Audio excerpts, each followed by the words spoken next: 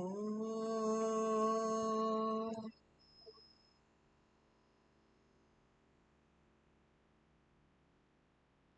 ఆనందమయీ చైతన్యమయీ సత్యమయీ పరమే ఓం నమో భగవతే శ్రీ అరవిందాయ.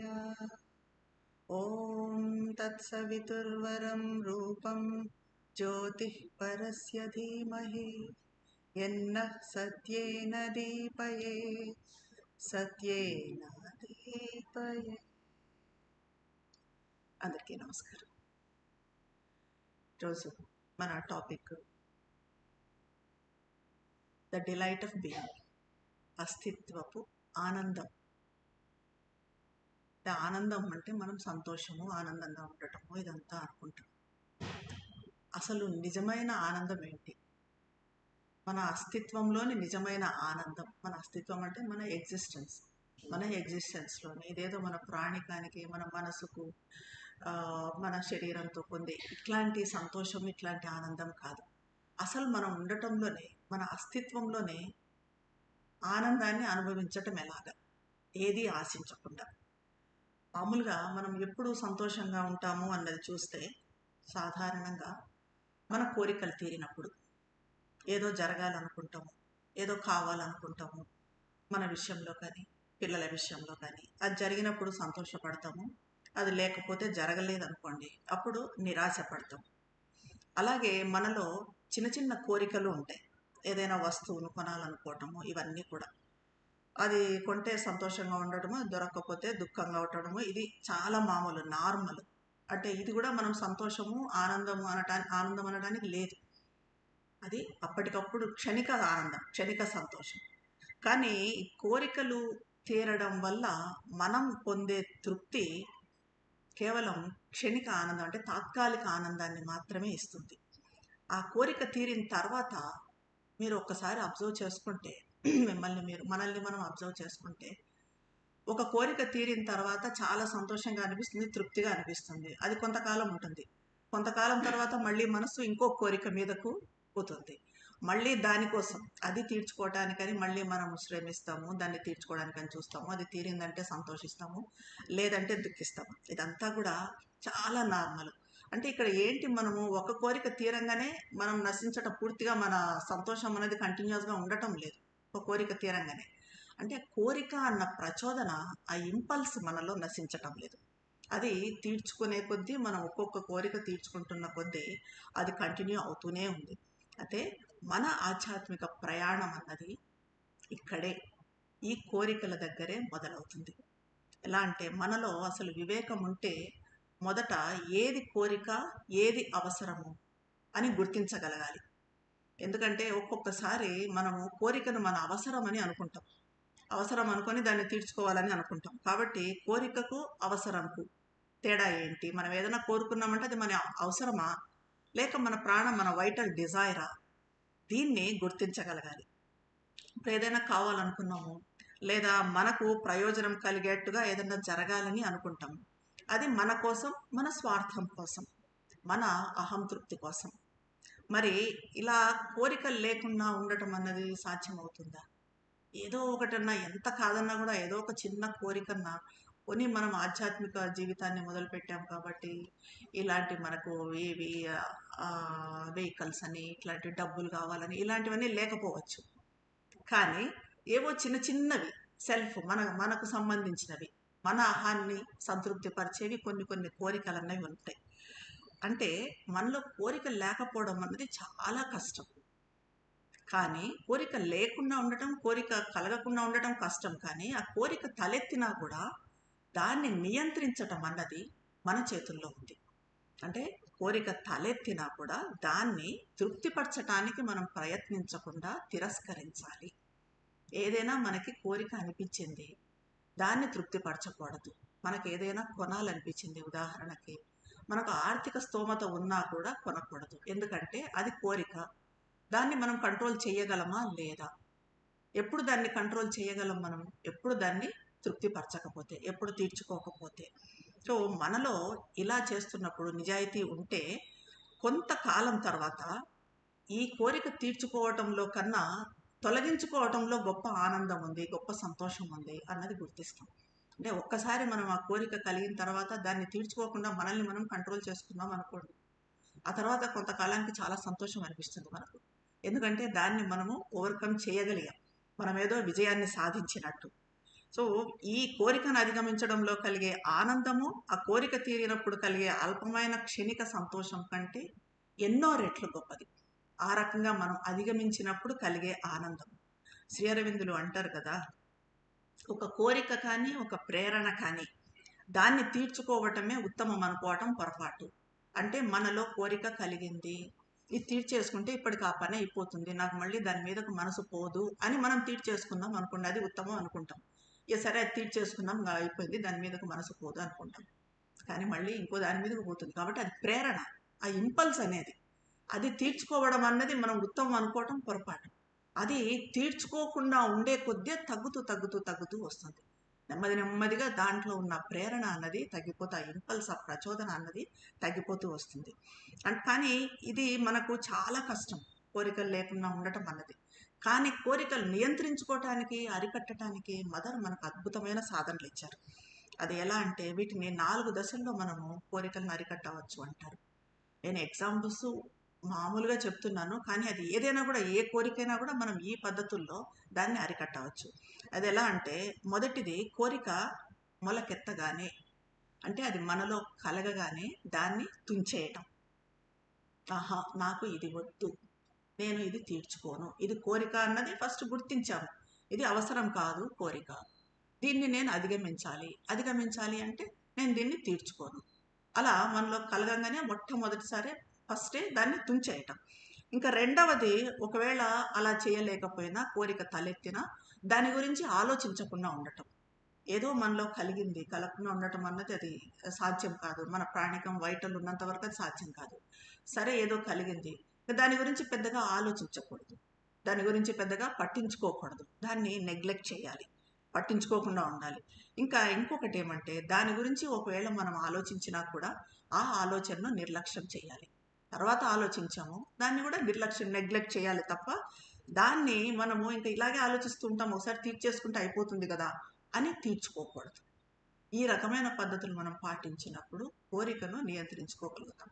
ఈ కోరికను నియంత్రించుకోవటం అన్నది మన ఆధ్యాత్మిక సాధనలో మొట్టమొదటి ఆవశ్యకత. అందుకే అంత మహానుభావులు అనే వాళ్ళంతా, యోగులు అనే వాళ్ళంతా, బుద్ధుడి దగ్గర నుంచి అంతా కోరికలను నియంత్రించటం అన్నదానికి గొప్ప ఇంపార్టెన్స్ని ఇచ్చారు. ఈ కోరిక కలగడం అనేది ఎందుకంటే ప్రాణిక స్వభావం, అది మన వైటల్ నేచర్, మన వైటల్లోనే ఉంది అది, కోరిక కలగడం అన్నది. దాన్ని అధిగమించాలంటే మనము దీన్ని ఒక క్రమశిక్షణగా పాటించాలి. దీన్ని గుర్తుపెట్టుకోవాలి. దీన్ని క్రమశిక్షణగా అంటే అవేర్నెస్ రావాలి. కోరిక కలగంగానే ఎలాగో నేను దాన్ని తుంచేస్తాను, నేను తీర్చుకోను, లేదు మళ్ళీ వచ్చింది, సరే ఆలోచన నేను పట్టించుకోను, మళ్ళీ అది తీర్చుకోవాలని వచ్చింది. ఈ రకమైన క్రమశిక్షణను మనము మన జీవితంలో పాటిస్తూ పోతే ఆ తక్కువ సమయంలోనే మనకు కోరికలు దూరంగా ఉంటాయి. అంటే మనకు అప్పుడు అర్థమవుతుంది, ఏది కోరిక ఇప్పుడు అనిపించడం లేదు, మనకి ఏది కావాలని అనిపించడం లేదు.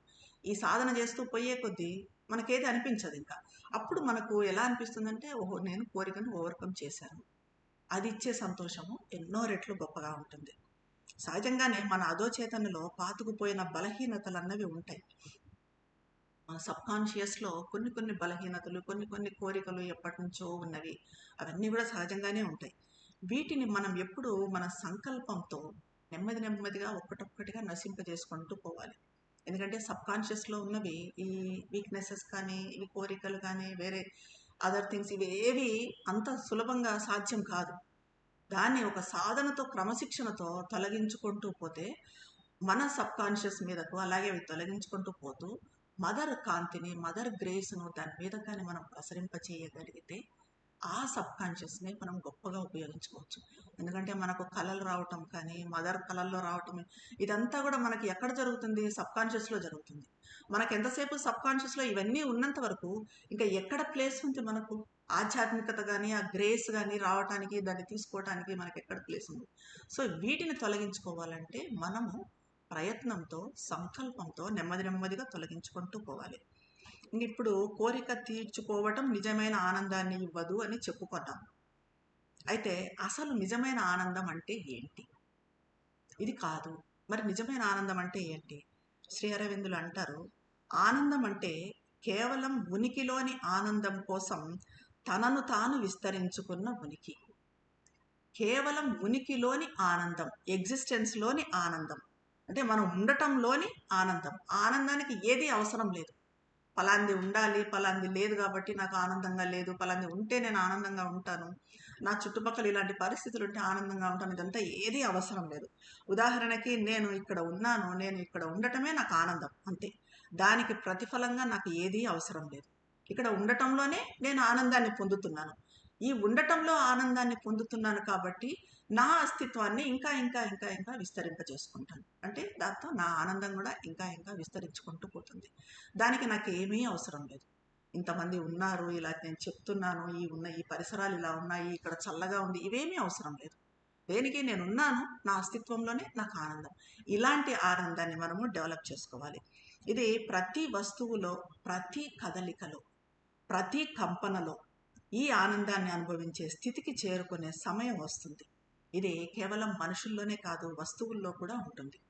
వస్తువుల్లో కూడా ఈ ఆనందం అన్నది, ఆ డిలైట్ ఆఫ్ బీయింగ్, ఆ ఎగ్జిస్టెన్స్, ఉనికిలో ఉన్న ఆనందం అన్నది ఉంటుంది. చెట్లు, మొక్కలు, ప్రాణుల్లోనే కాదు, మనం ఉపయోగించే వస్తువుల్లో కూడా, అంటే ఈ మైక్లో కానీ, ఈ టేబుల్లో కానీ, ఈ చైర్స్లో కానీ, అన్నింటిలో కూడా వాటికి ఆనందం ఉంటుంది. కాకపోతే మనకేమంటే అంత సూక్ష్మత లేదు కాబట్టి మనం దాన్ని పట్టుకోవటం లేదు. వీటన్నిటిలో ఈ డిలైట్ ఆఫ్ బీయింగ్, ఈ ఉనికిలో ఆనందం అనేది ఉంటుంది. మనం ఎలా ఉన్నామో అలాగే అవి కూడా ఉండటంలో, జస్ట్ ఉనికిలో ఉండే ఆనందం అది. ఇదంతా మన చుట్టూ ఉన్నదంతా కూడా, ఇప్పుడు ఏదైతే ఈ చుట్టూ ఉందో ఇదంతా కూడా ఆనందంతో ప్రకంపిస్తోందని మనం గమనించినప్పుడు ఏదైనా ఒక వస్తువును తాకితే ఆ ఆనందాన్ని అనుభవిస్తాం. ఇప్పుడు మన ఇంట్లో సోఫాలు ఉన్నాయి, ఏదో దానిలో ఒక వస్తువులాగా చూసి వెళ్ళిపోయి దాని మీద కూర్చుంటాము, దాన్ని వాడుకుంటాము, అంతా అయిపోయింది. అలా కాకుండా దాన్ని చూస్తున్నప్పుడు కూడా అవి ఏదో ఆనందంలో ఉన్నాయి, అక్కడ ఒక ప్రకంపన, ఒక వైబ్రేషన్ వస్తుంది అని మనం అనుకున్నప్పుడు, దాన్ని అలా స్పర్శించినప్పుడు దాంట్లో ఆనందం మనకు వస్తుంది. ఇప్పుడు బయట కూర్చొని ఉంటాము, మనకు చెట్లు, ఆకులు ఇలా కదులుతూ ఉంటాయి, కొమ్మలు కదులుతూ ఉంటాయి, ఏదో మామూలుగా చూసుకుంటూ మనం వెళ్ళిపోతే అది వేరే విషయం.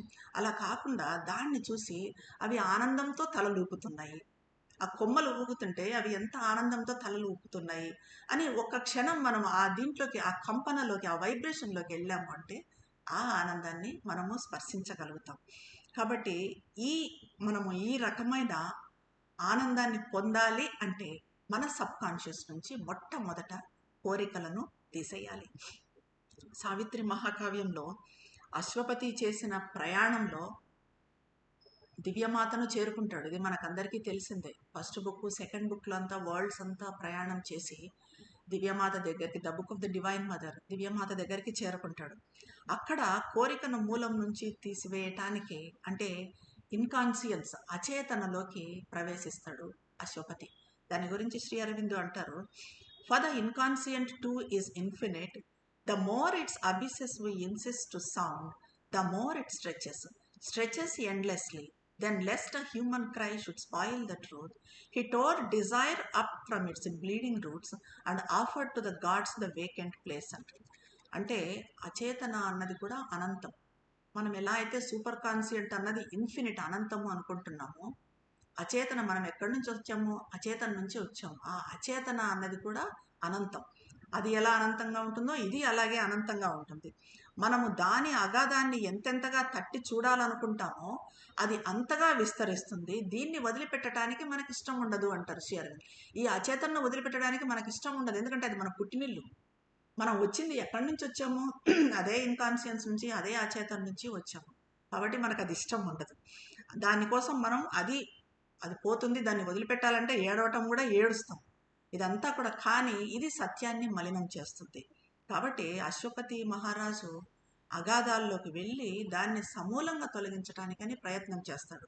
ఆ తర్వాత తనంతాను తొలగించిన తర్వాత తనంతాను దివ్యమాతకు సమర్పించుకుంటాడు. అంటే ఇదే మన దివ్య గురువులు మదరు శ్రీ అరవిందులు కూడా మన కోసము, మన కోరికలకు, బాధలకు, మూలం కనుక్కోవటానికి, నిర్మూలించటానికి అచేతన అగాధాల్లోకి మనకలేశారు. మనం ఎంతవరకు వస్తువులను, సంఘటనలను కోరుకుంటూ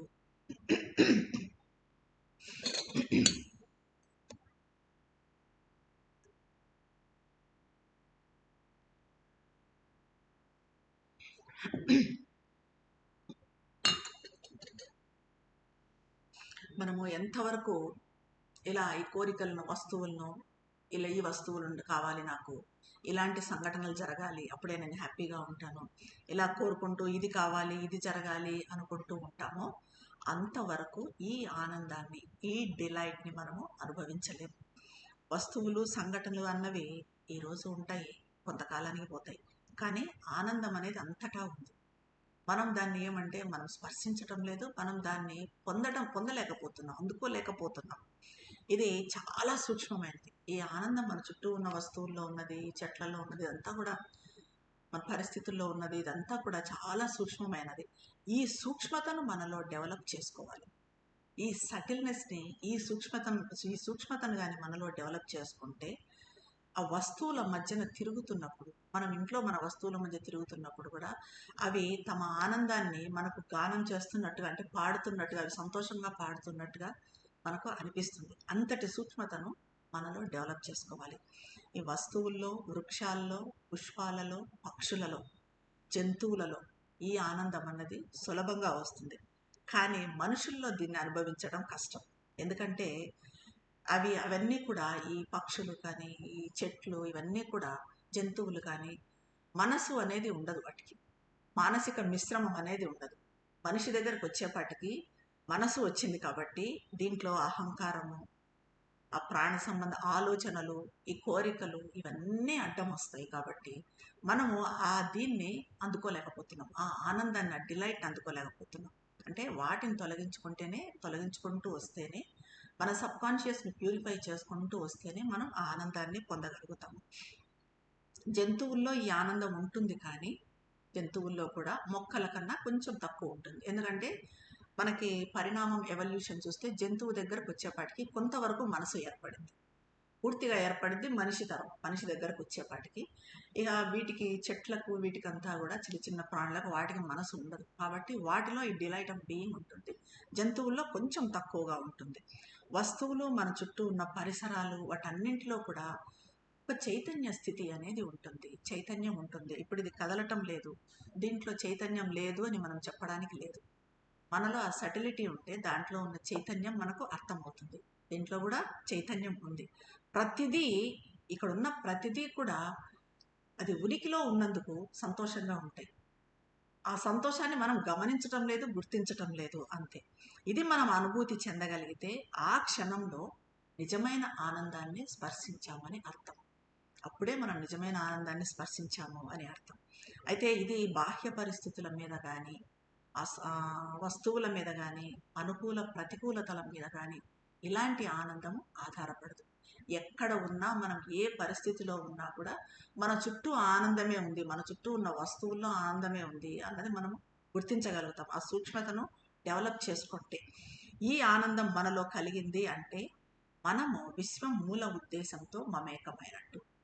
ఇలాంటి ఆనందాన్ని కానీ మనం స్పర్శించగలిగాము అంటే విశ్వం మూల ఉద్దేశంతో, ఆ సారంతో మనము ఏకమైనట్లు.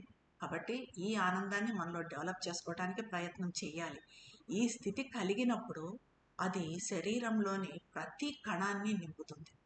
ఆ ఆనందం అనేది ఒక్కసారి మనం దాన్ని అనుభూతి చెందగలిగాము అంటే అది మన శరీరంలోని ప్రతి సెల్లో కూడా అది ఫిల్ అయిపోతూ వస్తుంది. ఇది ఆలోచనలతో వచ్చేది కాదు. నేను ఇలా ఆనందంగా ఉండాలి, దీంట్లో ఆనందాన్ని చూస్తున్నాను, ఇలా మనసు పెట్టి ఆలోచిస్తే ఆ ఆలోచనలతో వచ్చేది కాదు. తర్కంతో, విశ్లేషించడంతో వచ్చేది కాదు. ఏది మాకు చూపించండి, ఈ చైర్ ఆనందంగా ఉంది అంటున్నారు, ఎక్కడ కనిపిస్తుంది చైర్ ఆనందంగా ఉన్నది అని తర్కించవచ్చు, ఆ విశ్లేషణ చేయమనొచ్చు. కానీ దాంతో అది పొందేది, దాంతో జరిగేది కాదు. ఇది మనము జీవించే ఒక స్థితి. శరీరం ఇందులో పాలు పంచుకున్నప్పుడు ఎంతో తాజాగా, సహజంగా ఉంటుంది. మనం ఇలాంటి ఆనందాన్ని కానీ పొందగలిగాము అంటే మన బాడీ కూడా చాలా ఫ్రెష్గా, చాలా సహజంగా, చాలా తాజాగా ఉంటుంది. ఇక్కడ స్వీయ పరిశీలన లేదా విశ్లేషణలకు తావు ఉండదు. ఈ మరీ మరీ పరిశీలించటం, కానీ ఇది నిజమేనా, ఇది నిజం కాదా, ఏదో చెప్పారు మరి నాకు ఇక్కడ ఏం కనిపించడం లేదు, మదర్ ఏదో చెప్పారు, ఇది నిజమవుతుందా లేదా, వీటన్నింటికీ కూడా ఉండకూడదు. వీటన్నింటికీ తావు లేదు. అంతా ఎలా ఉంటుందంటే ఆనందమయమైన ప్రకంపనల గీతంలా ఉంటుంది. మనం దాన్ని స్పర్శించగలిగినప్పుడు అంత ఆనందంగా ఉంటుంది, అంతా ఆనంద గీతంలాగా అనిపిస్తుంది. ఇది చాలా సూక్ష్మమైనది, అదే సమయంలో ఎంతో తీవ్రమైనది. అది కలిగినప్పుడు విశ్వమంతా ఒక అద్భుతమైన సామరస్యంతో నిండినట్టు అనిపిస్తుంది. ఇలాంటి ఆనందాన్ని కానీ మనము స్పర్శించగలిగామంటే అప్పుడు మనకు ఇవన్నీ బయట కనిపించే నెగిటివిటీస్, ఈ గలాటాలు, ఈ పోట్లాటలు, వీటన్నింటి వెనుక ఒక హార్మోనీ కనిపిస్తుంది. ఇవన్నీ దేని వైపు వెళ్తున్నాయి? ఒక దైవ సంకల్పాన్ని సఫలం చేయడానికి వెళ్తున్నాయి. ఇవన్నీ కూడా ఆ దైవ సంకల్పం వైపు వెళ్తున్నాయి, ఒక సామరస్యతతో హార్మోనీతో ఉన్నాయి అన్నది మనకు అర్థమవుతుంది. మన సాధారణ మానవ చైతన్యానికి అప్పుడు అసహ్యంగా వికారంగా కనిపించేది కూడా, మామూలు మనుషులకు ఇది అసహ్యంగా ఉంది, వికారంగా ఉంది అనిపించేది కూడా ఆ స్థితిలో మనం ఉన్నప్పుడు అది ఎంతో అందంగా కనిపిస్తుంది, సంతోషంగా ఆనందంగా ఉన్నట్టుగా కనిపిస్తుంది. ఇప్పుడు ఎలా అంటే దురదృష్టవశాత్తు ఈ మనుషుల వల్ల, ఈ పరిస్థితుల వల్ల కలిగే అలజడులు దీన్ని ఎప్పుడూ భంగపరుస్తూ ఉంటాయి. మనము అలాంటి ఆనందాన్ని పొందాలనుకొని ఒక క్షణం, 2 క్షణాలు, 1 నిమిషం, 2 నిమిషాల ఆనందంలో ఉండగలిగినా వెంటనే ఏదో ఒక అలజడి వస్తుంది. ఎవరో ఒకరు రావటము, ఏదో ఒక డిస్టర్బెన్స్ మన మనసులో రావటం, దీంతో వెంటనే మళ్ళీ డైవర్ట్ అవుతాము, మళ్ళీ డిస్టర్బ్ అవుతాము. అది కంటిన్యూస్గా ఉండగలిగే స్థితిని మనం తెచ్చుకోవాలి. వెంటనే మనం వచ్చినా కూడా, ఈ ఆలోచనలు ఇవన్నీ వచ్చినా కూడా మళ్ళీ వెంటనే అసలు మనకి ఏంటి, మన ఎయిమ్ ఏంటి, ఆనందంగా ఉండటం. దాన్ని ఎందుకు కోల్పోతున్నాము? కోల్పోవాల్సిన అవసరం ఏముంది? అది కోల్పోకుండా, ఆనందం కోల్పోకుండా మనము పనులు చేసుకోలేమా? ఇతరులతో మాట్లాడలేమా? ఇతరులతో వ్యవహారాలు జరపలేమా ఆనందం కోల్పోకుండా అన్నది మనల్ని మనం ఒక స్వీయ పరిశీలన చేసుకోవాలి. ఈ స్థితి నుంచి సాధ్యమైనంత వరకు బయటికి రాకుండా ఉండేట్టుగా చూడాలి. కానీ ఇలా ఈ అలజడులన్నీ కూడా మనలో ఆగిపోయి ఆ స్థితి నుంచి కానీ, ఈ అలజడుల స్థితి నుంచి కానీ మనం బయటికి రాగలిగితే, ఎప్పుడూ ఈ ఆనందం అనే స్థితిలో ఉండగలిగితే అంతా మారిపోతుంది. మనకే తెలుస్తుంది, మన చుట్టూ అన్నీ మారిపోతుంటాయి, అంతా సామరస్యంగా ఉన్నట్టు, అంతా హార్మోనీ ఉన్నట్టు ఉంటుంది, ఎక్కడా నెగిటివిటీ అన్నది మనకు కనిపించదు, అంతా ఆనందమయం అని అనిపిస్తుంది. ఇదే నిజమైన ఆనందం.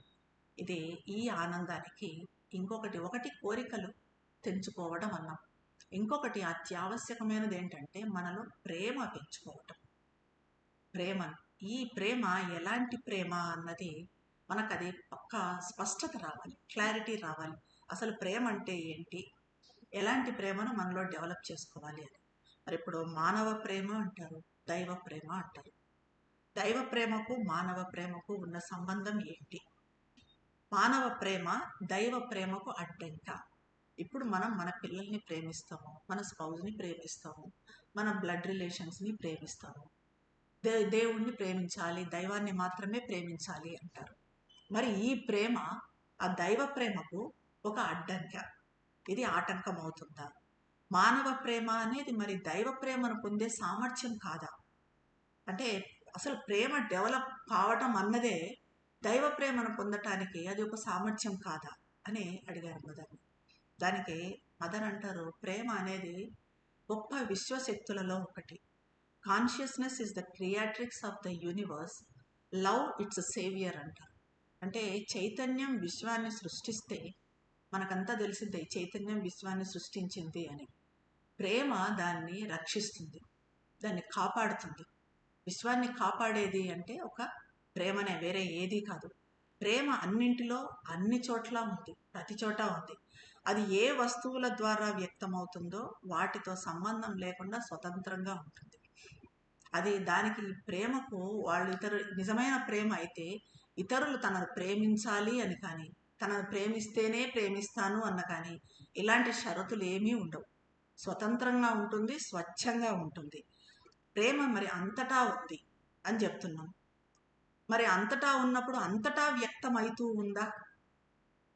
అంతటా కనిపించడం లేదు కదా ప్రేమ, అంతటా ఉంది అంటున్నాము. మరి మనుషుల్లో అందరిలో ప్రేమ చాలా ప్రేమరాహిత్యం అయిపోయింది, ఇప్పుడు మనుషులంతా ప్రేమ ఉండటం లేదు అంటున్నాం. మరి అన్ని చోట్ల ప్రేమ వ్యక్తం కావటం లేదు కదా. అంటే అది ఎక్కడ వ్యక్తం అవుతుంది అంటే ఎక్కడ గ్రహించే గుణం ఉంటే, ఎక్కడ రిసెప్టివిటీ, ఆ గ్రహించే గుణం అన్నది ఉంటే అక్కడ ప్రేమ వ్యక్తం అవుతుంది.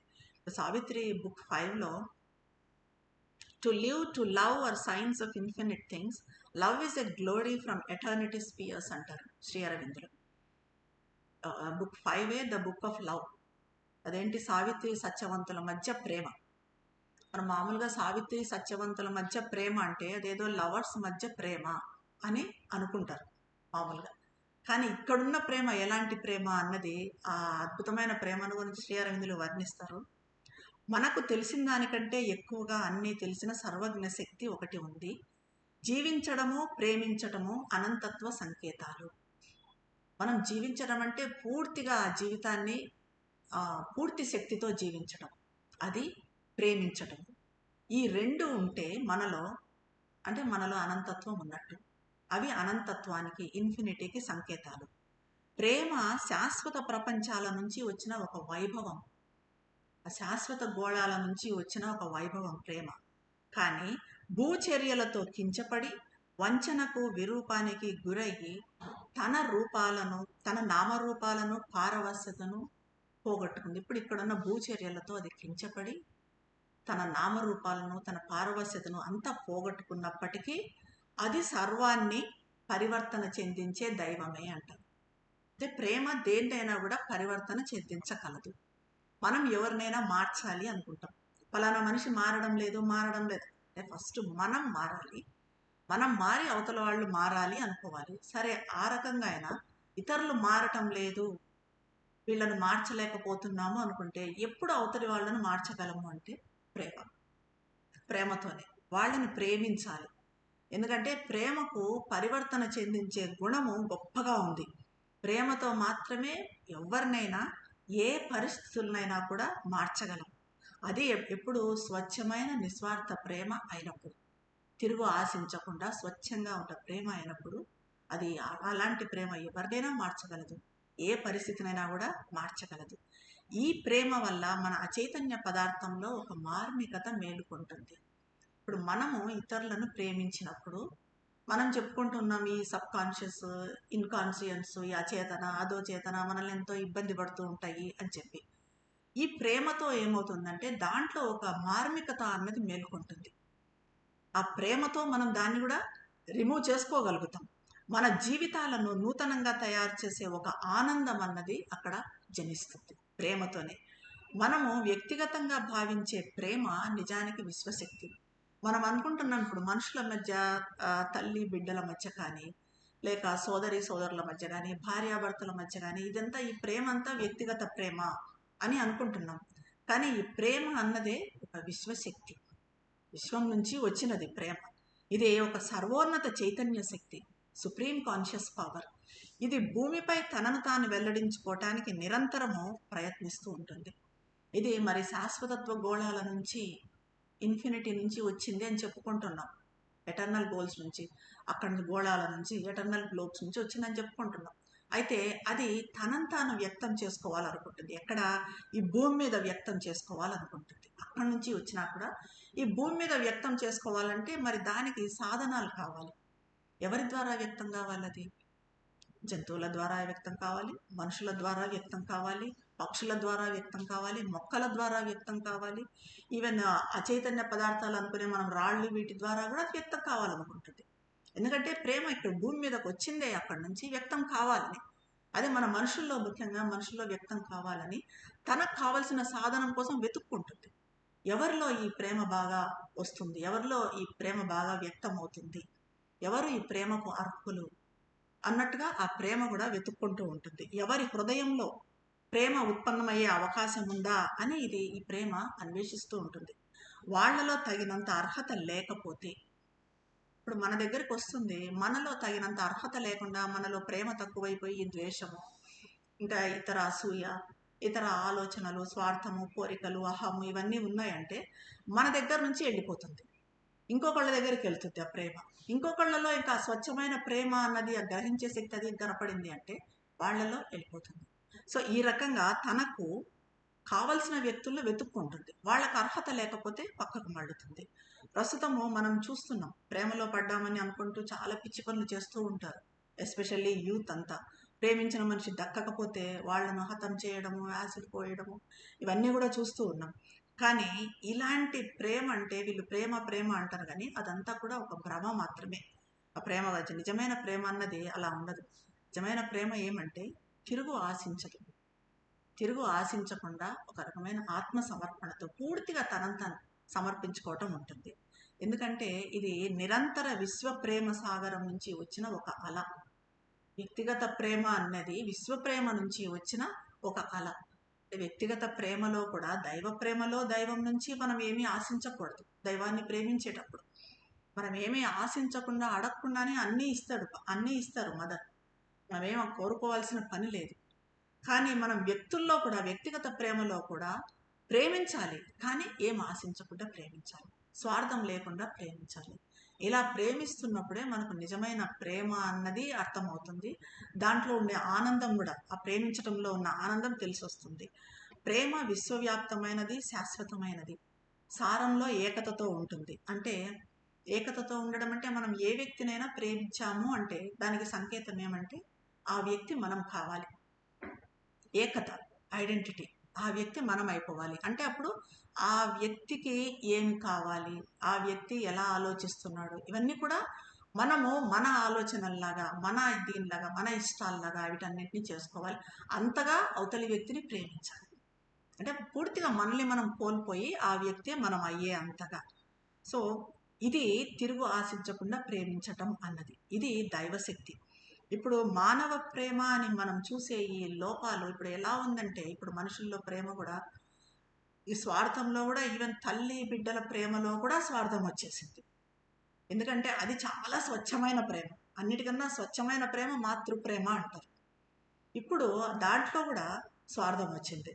సో ఇలా ఇలాంటిది ప్రేమ కాదు, దాన్ని ప్రేమ అనడానికి లేదు. మనం ఇప్పుడు ఈ ప్రేమ మనుషుల్లోనే కాదు, మొక్కల్లో, రాళ్లల్లో దాని కదలిక ఉంది. జంతువుల్లో దాని ఉనికిని సులభంగా గమనించవచ్చు. స్వచ్ఛమైన ప్రేమ మన మనుషుల్లో కన్నా కూడా ఈ జంతువుల్లో, రాళ్లల్లో, పక్షుల్లో, వృక్షాల్లో, వీటిల్లో స్వచ్ఛంగా ఉంటుంది. మనకన్నా కూడా విరూపం కాకుండా మనుషుల్లో ఎక్కువ విరూపమై కనిపిస్తుంది ప్రేమ. శాశ్వత శక్తి అయిన ప్రేమకు ఎలాంటి అంటుకునే తత్వము, క్లింగింగ్ నేచర్ అంటే కోరిక ఉండదు, అలాంటి తత్వము ఉండదు. ఇది నాకు మాత్రమే సొంతం. మనం ఒక మనిషిని ప్రేమిస్తున్నాం, మన పిల్లల్ని కానీ ఎవరినైనా కానీ, నాకు మాత్రమే సొంతం, నాతో మాట్లాడాలి, వేరే వాళ్ళతో మాట్లాడడం ఇష్టం ఉండదు, వేరే వాళ్ళతో మాట్లాడకూడదు. ఇది కాదు, ఇలాంటి ప్రేమ కాదు. ఇది స్వార్థపూరిత అధికారం. అలాంటి ప్రేమ స్వచ్ఛమైన ప్రేమ కాదు. ఈ ప్రేమ ఎలాంటి ప్రేమ అంటే, అసలు ప్రేమ అంటేనే జీవాత్మ పరమాత్మతో ఐక్యం కావాలని. మనం ఇప్పుడు ప్రేమ అంటే శాశ్వతత్వం నుంచి వచ్చింది అని చెప్పాం. ఈ ప్రేమ లక్ష్యం ఏంటి మరి, దేనికోసం అన్వేషిస్తుంది అంటే మనందరిలో ఉన్న జీవాత్మ అంతరాత్మ, ఇది ఆ పరమాత్మతో ఏకం కావటం. దీన్ని ఆ ప్రేమ అన్వేషిస్తుంది. దానికి మనం ఏం చేస్తామంటే మొదట మానవ ప్రేమతో మొదలవ్వచ్చు. అది మనుషుల్ని ప్రేమించడంతో మొదలవ్వచ్చు. మనుషులతో ప్రేమిస్తున్నా కూడా మనం నిస్వార్థంగా ప్రేమించడం అలవాటు చేసుకోవాలి. ఆ తర్వాత నెమ్మదిగా ప్రేమ విశాలం అవుతూ మనుషుల్ని, ఇంకా వేరే మనుషుల్ని, మన సొంత మనుషుల్ని కాకుండా వేరే మనుషుల్ని, ఆ తర్వాత సమాజాన్ని, ఆ తర్వాత విశ్వాన్ని ప్రేమించే విశ్వ ప్రేమగా మారుతుంది. అది అప్పుడు దైవ ప్రేమ అవుతుంది. ఊరికే మనం అంటే ఏదో స్వార్థంతో దైవ ప్రేమ అని చెప్పుకుంటూ దేవుడికి, మదర్కి ఇప్పుడు మన కోరికలన్నీ చెప్పుకుంటూ, అమ్మ నేను ఇచ్చేస్తున్నాను కాబట్టి నువ్వు నాకు ఈ కోరిక తీర్చాలి, అది ప్రేమ, దైవ ప్రేమ కాదు. అది మళ్ళీ దాన్ని కూడా మనం మలినం చేస్తున్నట్టే అనమాట. కానీ ఇప్పుడు మనుషులు ఎలా చేశారంటే ప్రేమను ఒక అసహ్యకరమైన వస్తువుగా మార్చేసినారు. అయినా మనుషుల్లో ప్రేమ కలిగిన మొదటి క్షణంలో దాని పవిత్రమైన స్పర్శ లభిస్తుంది. మొదటిసారి మనం మన పిల్లల్ని కానీ వీళ్ళని ప్రేమించాము అంటే ఆ పవిత్రమైన స్పర్శ అన్నది మనకు కలుగుతుంది. మనల్ని మనం మర్చిపోయి మనలోని అందమైన గుణాలను పెంపొందించుకోగలుగుతాం. అప్పుడు మన ప్రేమ పవిత్రంగా ఉన్నప్పుడు మనల్ని మనం మర్చిపోతాం. ఎస్పెషల్లీ మన పిల్లల విషయంలో ఇలాంటి ప్రేమ వస్తుంది. పిల్లల కోసం ఏదైనా చేయగలుగుతాము. అది చేస్తున్నప్పుడు మనల్ని మనము మర్చిపోతాము. కానీ ఆ తర్వాత ఏమవుతుందంటే నెమ్మదిగా అది కూడా విరూపం అయిపోతుంది. దాంట్లో కూడా ఏదో ఎక్స్పెక్టేషన్స్, ఏదో అనుకోవడము, ఏదో మనము వాళ్ళు ఇలా ఉండాలి, అలా మారాలి, ఇలా మారాలి, ఇవన్నీ అనుకోవటము. అంటే వాళ్ళని మనం యాక్సెప్ట్ చేయటం లేదు, వాళ్ళు మనం కావడం లేదు. మనం ఆ మనిషిని ప్రేమించినప్పుడు మన పిల్లలు కానీ ఎవరినైనా వాళ్ళు మనం కావాలి, వాళ్ళని మనం అర్థం చేసుకోవాలి. అలాగే ఆత్మ సమర్పణ చేసుకోవాలి. మన పూర్తి ఆత్మ సమర్పణ అనేది మర్చిపోతాం. మొదట ఉంటుంది, ఆ తర్వాత నెమ్మదిగా అది పోతుంది. ఆ తర్వాత స్వార్థము, ఈ అపవిత్రమైన కోరికలు, వీటన్నింటితో మన మానవ స్వభావం అనేది, మన మనసు, ఆలోచనలు, స్వభావం పైకి వచ్చి ఆ దివ్యమైన ఆ ప్రేమను వికృతం చేయడం జరుగుతుంది. అయితే దైవ ప్రేమను వ్యక్తపరచాలంటే మొదట దాన్ని స్వీకరించే సామర్థ్యాన్ని పెంపొందించుకోవాలి. దైవ ప్రేమను దాని అసలైన స్వచ్ఛతతో స్వీకరించడానికి సిద్ధంగా ఉన్న వాళ్ళు మాత్రమే ఈ దైవ ప్రేమను వ్యక్తం చేయగలుగుతారు. అంటే దైవ ప్రేమను మనం స్వచ్ఛంగా దాన్ని కూడా వ్యక్తం చేయగలగాలి. అలాంటి వాళ్ళనే మదరు శ్రీ అరవిందో కూడా అలాంటి వాళ్ళనే ఎంపిక చేసుకుంటారు ప్రేమను. ఎందుకంటే ప్రేమను పంచేవాళ్ళు కావాలి. ఈ ప్రేమనే అలాంటి వాళ్ళని ఎంపిక చేసుకుంటారు. ఈ ప్రేమ అన్వేషించేదే అలాంటి వాళ్ళ కోసం, ప్రేమించే వాళ్ళ కోసం. ప్రేమించే తత్వము లేదనుకోండి మనలో, ఆ ప్రేమ కూడా, ఆ విశ్వ ప్రేమ కూడా మన దగ్గర నుంచి మళ్ళీ వేరే వాళ్ళ దగ్గరికి వెళ్ళిపోతుంది. మన హృదయం ఎంత విశాలంగా తెరుచుకుంటే అంత గొప్పగా మనం దైవ ప్రేమను ప్రకటించగలం. మనలో ఈ విశాలత్వం, బ్రాడ్ మైండెడ్నెస్ అనేది ఎంత ఎక్కువగా ఉంటే అంతగా మనం దైవ ప్రేమను ప్రకటించగలుగుతాం. దైవాన్ని ప్రేమించే ప్రేమను అందరికీ పంచగలుగుతాం. కానీ అది తక్కువ స్థాయి మానవ భావోద్వేగాలతో కలిసినప్పుడు వికృతంగా మారుతుంది. ఇప్పుడంతా కూడా భావోద్వేగం, ప్రేమ అంటే ఓ అని ఊగిపోవటము, ఏమేమో మాట్లాడటము, పాటలు పాడటము, ఇదంతా అయిపోయింది. సో ఆ రకంగా భావోద్వేగం అయిపోయింది ప్రేమ అన్నది. జ్ఞానం ద్వారా సత్యాన్ని అన్వేషించే వాళ్ళు కూడా ఒకానొక దశలో ప్రేమను ఆశ్రయించక తప్పదు. ఇప్పుడు మనకు యోగంలో కర్మజ్ఞాన భక్తి యోగాలు అని చెప్తారు. ఈ 3 యోగాల ద్వారా భగవంతుడిని చేస్తాము అని శ్రీకృష్ణ పరమాత్మ భగవద్గీతలో చెప్తారు. ఈ జ్ఞానయోగము, భక్తి యోగము అంటాం. సో ఈ జ్ఞానయోగం, భక్తి యోగం అంటే ప్రేమ యోగమే. ఈ జ్ఞానయోగము, భక్తి యోగం కూడా ఒక లెవెల్కి వచ్చేపాటికి, హైయెస్ట్ స్టేట్కి వెళ్ళిపోయేపాటికి రెండు ఒకటి అవుతాయి, జ్ఞానయోగము, భక్తి యోగం. ఎందుకంటే జ్ఞానం అంటే ఏంటి, మన మీద బుక్స్ చదివో లేకపోతే మన మీద ఆ ఎక్స్పీరియన్స్ ఈ ఎక్స్పీరియన్స్ అంటేనే వచ్చేది కాదు. జ్ఞానం అంటే ఏకత. నువ్వు అవతలి వ్యక్తితో, అవతలి ఆ చెట్టుతో, ఆ పక్షులతో, జంతువులతో, ఈ వస్తువులతో నువ్వు ఎప్పుడైతే ఐడెంటిఫై అవుతావో, ఏకతా జ్ఞానాన్ని పొందుతావో, అప్పుడు నీకు కలిగేది అసలైన జ్ఞానం. అదే ప్రేమ కూడా. ప్రేమలో కూడా ఉన్న తత్వం ఏంటి, ఇతరులతో నువ్వు ఏకత పొందాలి. ఇతరులతో నీ ఐడెంటిటీని నువ్వు సాధించగలిగినప్పుడు అప్పుడు అది కరెక్ట్ ప్రేమ. సో ఈ ప్రేమ, జ్ఞానము, ఈ రెండు అన్నవి ఒక నాణ్యానికి, ఒక కాయిన్కి టూ సైడ్స్ అన్నట్టుగా ఉంటాయి. రెండు ఒకటే. ఈ రెండు ఒక హై స్టేట్కి వెళ్ళేపాటికి ఒకటైపోతాయి, ఏకమవుతాయి.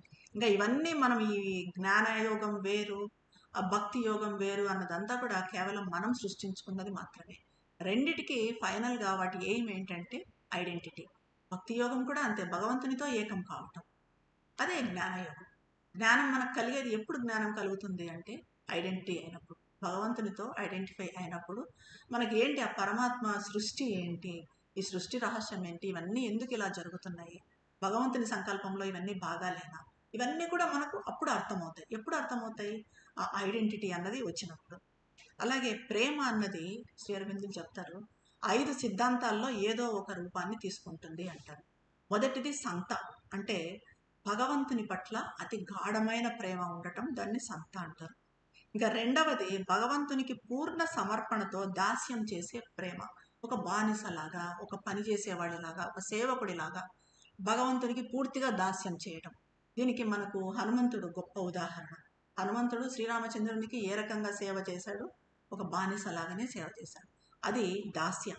ఇంకా మూడవది పరమాత్మకు మానవ ఆత్మకు మధ్య గల స్నేహ సంబంధ ప్రేమ. అంటే భగవంతుని నా స్నేహితుడు అనుకుంటూ ఉండే ప్రేమ, అది సఖ్య అంటారు. ఇది మనకు శ్రీకృష్ణుడి పట్ల అర్జునుడికి ఉన్న ప్రేమ. శ్రీకృష్ణుడిని అర్జునుడు ఎప్పుడు తన సఖుడనే, తన స్నేహితుడనే భావించాడు. అలాగే ఉద్ధవుడు, సుధాముడు, వీళ్ళందరూ ప్రదర్శించిన ప్రేమ ఇది సఖ్య. అంటే భగవంతుని నా స్నేహితునిలాగా భావించి నేను ప్రేమిస్తున్నాను, అది కూడా ఒక ప్రేమ. ఇంకా తర్వాత నాలుగవది భగవంతుని బిడ్డగా భావిస్తూ అమితంగా ప్రేమించడం అనే వాత్సల్య ప్రేమ. అంటే భగవంతుని బిడ్డగా దీనికి యశోదమ్మ మనకు తెలిసింది. శ్రీకృష్ణ పరమాత్మను తన బిడ్డగా భావించి భగవంతుడని తెలియకుండానే ఆమె తన బిడ్డగా భావిస్తూ గొప్పగా ఆమె ప్రేమిస్తుంది. అలాగే మనకి ఇది ద్వాపర యుగం. మనకి కలియుగంలో చూస్తే బెజ్జమహాదేవి, మీకు ఆమె కథ తెలిస్తే, ఆమె ఒక చిన్న రాయిని తీసుకొని ఆ రాయిని శివుడిగా భావించి స్నానం చేయించేది, చెవుల్లో నూనె పోయటము, ఆ తర్వాత బాగా తయారు చేయటము, ఇవన్నీ కూడా చేసేది. గొప్పగా ప్రేమించేది ఆమె. చివరకు శివుడే చిన్న బాల శివుడిలాగా ఆమె దగ్గరికి వచ్చేస్తాడు అదే రూపంలో. అది అలాంటి ప్రేమ, అది మాతృప్రేమ. దీన్ని భగవంతుని బిడ్డగా భావిస్తూ అమితంగా ప్రేమించడం అది. ఇంకా చివరిది ఏమంటే పరిపూర్ణ ప్రేమకు పరాకాష్ట అయిన మధుర భావన, అంటే తానంటూ లేకుండా ఐక్యమయ్యే ప్రేమ. ఇది రాధకు శ్రీకృష్ణుడి పట్ల ఉన్న ప్రేమ. అక్కడ వేరే మనిషి అంటూ రాధ అంటూ లేదు, పూర్తిగా శ్రీకృష్ణుడు అయిపోయింది రాధ. అలాంటి ప్రేమ అదే మనకు ఇప్పుడు కలియుగంలో మీరాబాయి ప్రేమ కూడా అలాగే ఉంటుంది. ఆమె శ్రీకృష్ణ పరమాత్మను అలాగే భావించి పూర్తిగా తన భర్తగా భావించి తాను ఆయనలో కలిసిపోయింది పూర్తిగా. సో అదొకటి. ఇదంతా కూడా ఇప్పుడు మనకు రాధాకృష్ణుల ప్రేమ కూడా శ్రీ అరవిందులు అంటారు అంతరాత్మకు భగవంతునికి ఉన్న ప్రేమ అది. గోపికలకు శ్రీకృష్ణుడికి ఉన్న ప్రేమ కూడా, గోపికలందరికీ శ్రీకృష్ణుడి మీద చాలా ప్రేమ ఉంది, అవన్నీ చాలా కథలు చెప్పుకుంటాం మనం. అది ఏంటి గోపికలకు శ్రీకృష్ణుడి మీద ఉన్న ప్రేమ అంటే అంతరాత్మలు అంతా. గోపికలు అన్నది మానవ అంతరాత్మలు. ఈ అంతరాత్మలన్నిటికీ భగవంతుని పట్ల ఉన్న ప్రేమ. ఇప్పుడు మన అంతరాత్మలన్నీ కూడా ఎక్కడి నుంచి వచ్చాయి? ఆ ఒకే ఒక ఆత్మ, దివ్యాత్మ నుంచి వచ్చాయి. సో మన అంతరాత్మలు యాక్చువల్గా మూలంలో ఏంటి, వాటి ఇది లక్ష్యం ఏంటి, వాటి అన్వేషణ, మన అంతరాత్మ అన్వేషణ ఏంటి అంటే తన మూలాన్ని కలవాలి. మన మూలం ఏంటి? ఆత్మ, పరమాత్మ. సో ఆ పరమాత్మను కలవాలి. మానవ అంతరాత్మల అన్నింటి లక్ష్యము అదే. సో అక్కడ గోపికలంతా శ్రీకృష్ణుడిని ఇచ్చేశారు అంటే అవన్నీ మానవ అంతరాత్మలు దివ్యాత్మతో ఆ పరమాత్మతో కలవటము. ఇదే ఇలాంటి ప్రేమ. అయితే ప్రేమకు ఇప్పుడు మనం చెప్పుకున్నట్టుగా పరివర్తన చెందించే శక్తి, రూపాంతరం చెందించే శక్తి అద్భుతంగా ఉంటుంది. చాలామందిని మనం మనుషులు మారరు అంటుంటాం. అంటే మనం వాళ్ళని ఎప్పుడు మరి మార్చగలము అంటే ప్రేమించినప్పుడు మాత్రం తప్పకుండా వాళ్ళను మార్చగలుగుతాం. ఇది మనకి దీనికి ఎగ్జాంపుల్స్ కూడా సతీ అనసూయ తన పతి మీద ఉన్న ప్రేమతోనే కదా త్రిమూర్తుల్ని ముగ్గురిని బిడ్డలుగా చేసింది. త్రిమూర్తుల్ని బిడ్డలుగా చేసి వాళ్ళనే ఆడించగలిగింది. అది ఏంది? కేవలం తన పతి పట్ల ఉన్న ప్రేమతో. అలాగే మనకి సావిత్రి సత్యవంతుల ప్రేమ మరి మామూలు ప్రేమ నాది. వాళ్ళిద్దరి మధ్యన అవతరించిన ప్రేమ, రెండు ఆత్మల మధ్య అవతరించిన ప్రేమ, జీవితాన్ని అమరత్వాన్ని ఆధారంగా చేయటానికి శాశ్వతత్వం నుంచి శక్తిని క్రిందకు తీసుకుని వచ్చింది. జీవితం అంటే మామూలుగా మరణం ఉంటుంది, జీవితానికి తప్పనిసరిగా మరణం అన్నది ఇంకొకటి ఉంటుంది, ఇంకొక పార్శ్వం, ఇంకొక వైపు. కానీ ఇక్కడ సావిత్రి సత్యవంతుల ప్రేమ ఏం చేసింది? చివరికి సావిత్రి బుక్ చివరికి వచ్చేపాటికి సావిత్రి విషయంలో ఆ ప్రేమను కిందకి, శాశ్వతత్వాన్ని క్రిందకు తీసుకొని వచ్చింది తన ప్రేమతో. సత్యవంతుని పట్ల ఉన్న ప్రేమతో ఆ ప్రేమనే ఏ రకంగా ఆమె ఉపయోగించుకుంది? భూమి మీదకు శాశ్వతత్వం, అమరత్వం లేని భూమి మీదకు ఆ అమరత్వాన్ని, అమృతత్వాన్ని క్రిందకి తీసుకొని రాగలిగింది. అంటే ఎంతటి పరివర్తన, ఎంతటి రూపాంతరం చెందించే శక్తి ప్రేమకు ఉంది చూడండి. చివరకు భూమిని రూపాంతరం చెందించే శక్తి కూడా ప్రేమకు ఉంది. అదే మన సావిత్రి చేయగలిగింది. మదర్ శ్రీ అరవిందులు చేసింది కూడా అదే. మదర్ శ్రీ అరవిందుల ప్రేమనే ఇప్పుడు అతిమానసాన్ని క్రిందకి తీసుకొని రాగలిగింది. ఈ లోకంలో దివ్యత్వాన్ని వెల్లటించడానికి, భూమిపై జీవితాన్ని మార్చటానికి వచ్చిన కొందరు వ్యక్తుల్లో దైవ ప్రేమ అన్నది అత్యున్నత స్థాయిలో వ్యక్తమవుతుంది. కొందరు మహానుభావులు అనే వాళ్లలో వ్యక్తమవుతుంది. అయితే వాళ్లలో ఆ ప్రేమ ఎంత స్వచ్ఛంగా ఉంటుంది అంటే సాధారణ మానవులు అర్థం చేసుకోలేరు. కొంతమందిని మనం అనుకుంటాం, అంత గొప్పవాళ్ళు వీళ్ళు, ఇంత మహానుభావులు, యోగులు అంటారు, ఎందుకు ఇంత కఠినంగా ఉంటారు అనుకుంటాం. కానీ వాళ్లలో ఉన్న ఆ ప్రేమను మనం గుర్తించడం లేదు, కనిపెట్టడం లేదు. కాబట్టి మనకు అలా వాళ్ళు కఠినంగా ఉన్నట్టుగా అనిపిస్తుంది. ఎందుకంటే ఇప్పుడు ప్రేమ అన్నది ఎలా ఉంది ఇక్కడ భూమి మీద? మన మనుషుల్లో ప్రేమ అన్నది భావోద్వేగ బలహీనతగా ఉంది. అది మాటల్లో వ్యక్తపరచాలి, ఏదో మనము ఇచ్చేసుకోవటము, దగ్గరికి వెళ్ళటము, ఆలింగనం చేసుకోవటము, ఇలాంటివన్నీ చేసుకుంటేనే ప్రేమ. అది అనుకుంటాం. మంచి మాటలు మాట్లాడటము, ముద్దులు పెట్టుకోవడము ఇవన్నీ చేస్తే ప్రేమ అని అదొక భావోద్వేగ బలహీనతగా మారిపోయింది కాబట్టి ఆ ప్రేమను మనం అర్థం చేసుకోలేకపోతున్నాం. ఈ ప్రపంచంలో దైవ ప్రేమ వ్యక్తం కావటం అనేది ఒక గొప్ప ఆత్మ బలిదానం, సర్వోన్నత ఆత్మ సమర్పణ. ఇది ఏ రకంగా బలిదానము, మరి ప్రేమ వ్యక్తం కావడం దైవ ప్రేమ అన్నది మరి బలిదానం ఏంటి అని అంటే మనం సృష్టి మూలంలోకి వెళ్ళాలి. అసలు సృష్టి ప్రారంభంలో అసలు ప్రేమ ఎలా ప్రారంభం అయ్యింది అన్నది చూస్తే ఆ పరిపూర్ణ చైతన్యం సుప్రీం కాన్షియస్నెస్ అచేతనలోకి ఇన్కాన్షియన్స్లోకి పైనుంచి దిగొచ్చింది, అచేతనలో లీనమయ్యింది. పైనుంచి వచ్చే ఆ పరిపూర్ణ చైతన్యం ఎందుకు అలా చేసింది అంటే అంధకారం నుంచి అచైతన్యం నుంచి క్రమక్రమంగా దైవశక్తి మేలుకొని ఆ సమస్త విశ్వాన్ని దైవ చైతన్యానికి ప్రేమకు అత్యున్నత రూపంగా మార్చడమే దీని ఉద్దేశం. అంటే మొత్తం సృష్టిని అంతా కూడా అచైతన్యం నుంచి అంతటినీ దైవం వైపు తీసుకెళ్ళటానికి, దైవ ప్రేమ వైపు తీసుకెళ్ళటానికి ఆ పరిపూర్ణ చైతన్యం ఇది పెద్ద బలిదానం. పరిపూర్ణ చైతన్యం కిందకి దిగి రావటం అంటే అజ్ఞానము అంధకారంతో నిండిన ఈ ప్రపంచంలో ఆ పరిపూర్ణ చైతన్యం అంటే భగవంతుడే దిగి వచ్చాడు. దిగి వచ్చి ఇక్కడ నివసించడం అనేది దైవం చేసిన గొప్ప త్యాగం. దైవ ప్రేమ అన్నది ఎటువంటి ప్రతిఫలాన్ని ఆశించదు, ఎటువంటి త్యాగాన్ని ప్రదర్శించదు, తను త్యాగం చేస్తున్నట్టు కూడా ప్రదర్శించదు. దీనికి మనకు అవతారాలు గొప్ప ఉదాహరణ. మనకు వచ్చిన అవతారాల్లో శ్రీరాముడు కానీ శ్రీకృష్ణ పరమాత్మ కానీ వాళ్ళు మానవ జన్మ తీసుకోవాల్సిన అవసరమే లేదు, కానీ మానవ జన్మ తీసుకున్నారు. ఎందుకు? మనకు మార్గనిర్దేశం చేయటానికి. వాళ్ళు కష్టాలు పడ్డారు, బాధలు పడ్డారు, దుఃఖాలు పడ్డారు, మాటలు పడ్డారు, అన్ని రకాలుగా ఎందుకు చేశారు అవన్నీ కూడా అంటే మనకు మార్గదర్శకం చేయటానికి, మన చైతన్యాన్ని అక్కడికి తీసుకెళ్ళటానికి. అలాగే మదరు శ్రీ అరవిందులు కూడా మన మీద ఉన్న అనంత ప్రేమతో ఈ భూమి మీద జన్మ తీసుకున్నారు. వాళ్ళకి ఎప్పుడో రియలైజేషన్ అంతా జరిగిపోయింది, వాళ్ళకి అసలు అవసరమే లేదు ఇక్కడికి. కానీ ఎందుకు? అసలు ఈ భూమి మీద ఈ బాధలు దుఃఖాలకు మూలమేంటి, వీటిని ఎలా పరిష్కరించాలి? ఊరికే భూమిని అలా వదిలేసి వెళ్ళిపోయి ఏ నిర్వాణంలోనో ఆత్మసాక్షాత్కారంలోనే ఉండిపోతే మన పరిస్థితి ఏంటి? వాళ్ళంతా ఉండిపోతే ఈ యోగులంతా వెళ్ళాల్సిన వాళ్ళంతా వెళ్ళిపోయి నిర్వాణంలో కలిసిపోయో ఆత్మసాక్షాత్కారంతోనో భగవంతుల్లో లీనమైపోయి ఉండిపోతే మనలాంటి వాళ్ళ పరిస్థితి ఏంటి?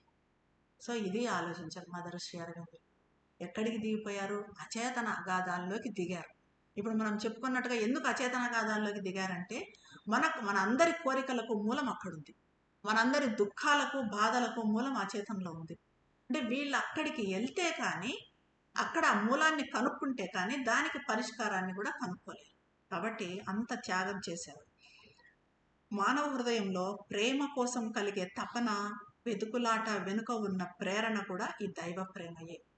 అంటే మనము ప్రేమించాలి లేదా మనం ప్రేమించబడాలి, మనకు ప్రేమ కావాలి అనుకునేదంతా కూడా దైవ ప్రేమ. మనం మానవ ప్రేమ అనుకుంటాం కానీ అది మనుషులను ప్రేమించే ప్రేమ కూడా దైవ ప్రేమలో కొంచెం భాగమే, ఆ విశ్వశక్తిలో కొంచెం భాగమే. కాకపోతే మనం దాన్ని విరూపం చేయకూడదు. మన స్వార్థంతో, మన కోరికలతో, మన ఎక్స్పెక్టేషన్స్తో దాన్ని విరూపం చేయకూడదు. ఎందుకంటే ప్రేమ అనే కదలిక కూడా ఇది అన్ని చోట్ల ఉంటుంది, అంతటా ఉంటుందని చెప్పుకున్నాం. మనుషులకే పరిమితం కాదు, మనుషుల కంటే కూడా ఇతర ప్రపంచాల్లో ఇది తక్కువ వికృతంగా ఉంటుంది. ఇక్కడ మనుషుల్లో మాత్రమే ఇది కొంచెం ఎక్కువ వికృతంగా ఉంటుంది. ఎందుకంటే మనుషుల్లో ఈ మనసు, ఆలోచనలు ఇవన్నీ కూడా ఉన్నాయి కాబట్టి. ఇక భగవంతుని మనము ప్రేమిస్తున్నట్టయితే నిజంగా మన వైఖరి ఎలా ఉండాలి అంటే, ఇప్పుడు మదర్ని మనం ప్రేమిస్తున్నాము రియల్గా అంటే ఎలా ఉండాలి అంటే, ఆయన నన్ను వధించినప్పటికీ నా ప్రేమ అలాగే ఉంటుంది. ఆయన నన్ను వధించినా కూడా నేను ప్రేమిస్తూనే ఉంటాను. అంటే దైవం పట్ల ఉండే చిత్తశుద్ధి గల ప్రేమ ఏది జరిగినా అలాంటి ప్రేమ ఉన్నప్పుడు మనకు తట్టుకునేట్టు చేస్తుంది. మనకు మదర్ ఇచ్చిన రాధ ప్రార్థన దీనికి అద్భుతమైన ఉదాహరణ. అది రాధ ప్రార్థనలో కొంచెం ఒక 2-3 లైన్స్ చూద్దాము. జీవనాన్ని లేక మరణాన్ని, సుఖాన్ని లేక దుఃఖాన్ని, సంతోషాన్ని లేక బాధను నువ్వు నాకేమిచ్చినా నీ నుంచి ప్రసాదించబడే సమస్తాన్ని నేను ఆహ్వానిస్తున్నాను. అదేమైనా కానీ నువ్వు ప్రసాదించే ప్రతి కానుక సదా నాకు దానితో పాటు మహదానందాన్ని తీసుకొని వచ్చే దివ్య కానుక, దివ్య వరం అంటారు. అలాగే శ్రీ అరవిందులు మాండవుని ధ్యానంలో మాండవ్యుని ధ్యానములని, మాండవ్య మహాముని ధ్యానములు అనేది ఒకటి శ్రీ అరవిందుల పోయం ఉంది. అందులో అంటారు, అంతరాత్మ కోరినదంతా పొందటంలోని ఆనందమా, ఓటమి నష్టాల విచిత్ర ఆనందమా, నేను నిన్ను ప్రేమిస్తాను ఓ ప్రేమ, దిగంబరివైన ఆచ్ఛాదితమైన భయంకర ముసుగు వేసుకున్న నా హృదయాన్ని స్తుతించినప్పుడు మాత్రమే కాకుండా నా హృదయాన్ని చీల్చివేసినా కూడా నేను నిన్ను ప్రేమిస్తాను ప్రేమ అని. సో అలాంటి విశాల పవిత్ర దైవ ప్రేమను మనము ఒక్క క్షణము అనుభవించినా కూడా మనిషిలోని కోరిక ప్రేమను ఎంత నీచంగా, ఎంత స్వార్థపూరితంగా, వికృతంగా మార్చేసింది అన్నది మనకు అర్థమవుతుంది. ఈ మనుషులు ఎలా తమలోని బలహీనతను ప్రేమ అని పిలుచుకుంటున్నారు అన్నది కూడా మనకు అర్థమవుతుంది.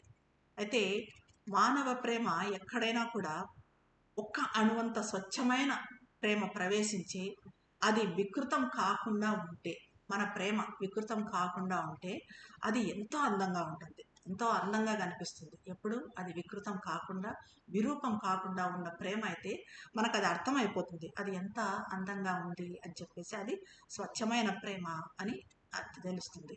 ఇక చివరగా మనకు ఒక వ్యక్తి ద్వారా కలిగే ఈ ప్రేమ స్పర్శతో మేల్కొన్న మనిషిలో మార్పు సులభము. ఇది కూడా మనం గుర్తుపెట్టుకోవాలి. అంటే మనము ఎవరినైనా ప్రేమించి వాళ్ళను పరివర్తన చెందించడానికి, వాళ్ళని మార్చడానికి ప్రేమించాము అనుకోండి, అప్పుడు ఆ మనిషిలో మార్పు సులభం అవుతుంది. అది మనకు అర్థమవుతుంది. ఆ స్పర్శ అన్నది, ఆ ప్రేమ స్పర్శ అన్నది మనకు అర్థమవుతుంది. అంటే మనం ఎవరినైనా మార్చాలంటే ప్రేమతోనే మార్చగలం. అప్పుడు దైవ కార్యం మరింత సులభం. ఇప్పుడు మన మనుషులను మనం మారుస్తున్నాము అంటే అది మన కోసం మాత్రమే కాదు, దైవం కోసం కూడా, దైవ కార్యం కూడా మనం చేస్తున్నాం. ఎందుకంటే భగవంతుడు కోరుకునేది కూడా అదే. మనుషులంతా కూడా ప్రేమతో ఈ అంతరాత్మలన్నీ కూడా ఆయనలో కలిసిపోవాలన్నదే ఆయన సంకల్పం. అది ఎప్పుడు జరుగుతుంది అంటే మనుషులను మనం మారి మన వాళ్ళను కూడా మనము ప్రేమతో మార్చగలిగినప్పుడు, ఈ ప్రేమ అన్నది అంతటా వ్యాపించినప్పుడు, మనం కోరుకునే ఆ దైవంతో ఐక్యం అన్నది అప్పుడు.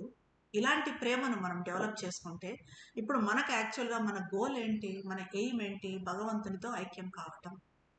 దానికి మనం చేయాల్సింది ఏంటంటే ఈ మనలో ఇలాంటి ప్రేమను, దైవ ప్రేమను, మనుషుల పట్ల కూడా ఏకతా ప్రేమను అన్నదాన్ని డెవలప్ చేసుకుంటే మనకు దైవంతో ఐక్యం కావటం అన్నది ఇంకా సహజంగా చాలా దగ్గరగా, చాలా సులభంగా అనిపిస్తుంది. ఇప్పుడు మదర్తో మనం ఏకం కావాలి కావాలి అనుకుంటూ ఉన్నాం, మదర్ కాన్షియస్నెస్తో.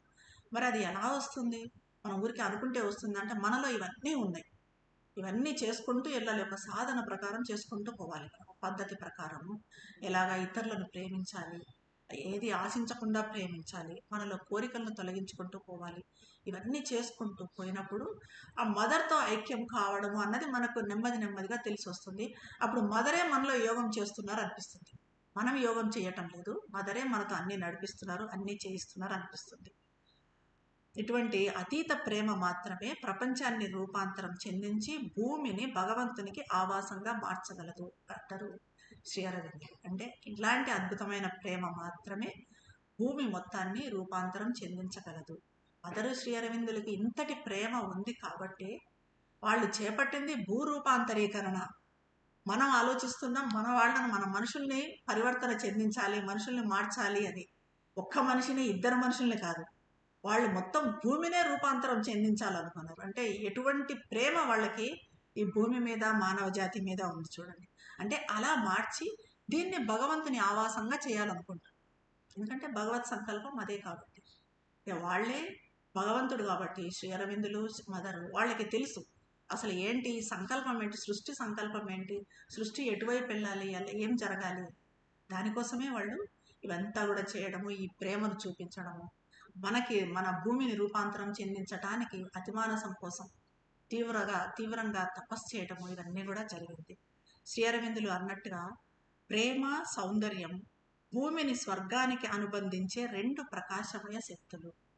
ప్రేమ సౌందర్యం ఈ రెండు భూమిని స్వర్గానికి, మనం భూమి స్వర్గం కావాలి అని అంటే మనలో పెంపొందించుకోవాల్సింది ఇది. అంటే మనకు కూడా ఒక లక్ష్యం, మదర్ శ్రీ అరవిందులు అంత పెద్ద లక్ష్యం కాకపోయినా చిన్నదైనా ఉండాలి కదా మనకు.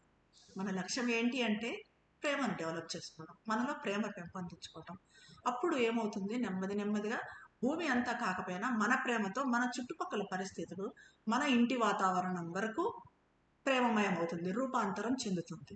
ఆ తర్వాత నెమ్మదిగా అది స్ప్రెడ్ అవుతూ పోతుంది, ఇంకో చోటుకి ఇంకా ఇంకా ఇంకా విశ్వం వరకు స్ప్రెడ్ అవుతూ పోతుంది. సో అదే అంటారు శ్రీ అరవిందులు, మనలో వ్యక్తులను ప్రేమించే ప్రేమ విశ్వ ప్రేమకు దారి తీసి చిట్ట చివరకు భగవంతునితో ఐక్యమయ్యే భగవత్ ప్రేమకు దారి తీయాలి. మనిషిని ప్రేమించే ప్రేమ, మన మనుషుల్ని ప్రేమించే ప్రేమ మన చుట్టూ ఉన్న సమాజాన్ని ప్రేమించటానికి, ఆ సమాజం నుంచి దేశానికి, దేశం నుంచి ప్రపంచానికి, మొత్తం విశ్వానికి వ్యాపించాలి, విశ్వ ప్రేమగా మారాలి. అప్పుడు ప్రపంచంలో ప్రతిదీ దైవ సృష్టి కనుక మనం దేన్ని ప్రేమించకుండా ఉండలేము. దైవాన్ని ప్రేమించి విశ్వాన్ని ప్రేమించినప్పుడు అంతా దైవ సృష్టే కదా, అంతా దైవంలో భాగమే కాబట్టి దేన్ని ప్రేమించకుండా ఉండలేము. అన్నింటినీ అందరినీ ప్రేమిస్తాం. ఇది మనము డెవలప్ చేసుకోవాల్సింది. ఇంకా ఇటువంటి అద్భుత జ్ఞానాన్ని ప్రసాదించిన శ్రీమాతకు దివ్య జనని శతకోటి వందనములు సమర్పించు.